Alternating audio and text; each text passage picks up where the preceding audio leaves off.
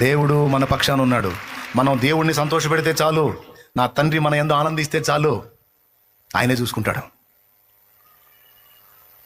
అదొక్కడు చూసుకోవాలక్క మనం.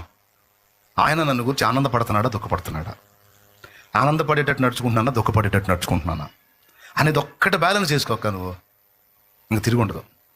నా తండ్రి నిన్ను బట్టి ఆనందపడ్డాడంటే నీ ఎదుట మెరకలన్నీ కూడా పల్లాలై సదునైపోతాయి అంతే. నీకు అవరోధాలకు అడ్డుబండ్లకు ఉన్న వాళ్ళందరూ ఎగిరెగిరి పడతారు అవతల అంతే. ఏసునామంలో ఖాయం.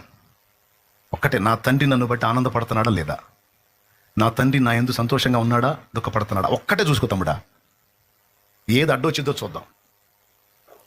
దెయ్యాలు ఉన్నాయి అన్నది ఎంత నిజమో, వాటిని కూడా నిర్మించిన నిర్మాత మన దేవుడు ఉన్నాడన్నది అంతే నిజం, అంతకంటే నిజం. దెయ్యాలు తంత్రగొట్టులు అన్నది ఎంత నిజమో, వాటి ఎత్తులకు పై ఎత్తులేసి చిత్తు చేసి మొత్తం అధపాతాళానికి తొక్కగలిగిన సమర్థుడు మన దేవుడు అన్నది అంతకంటే నిజం.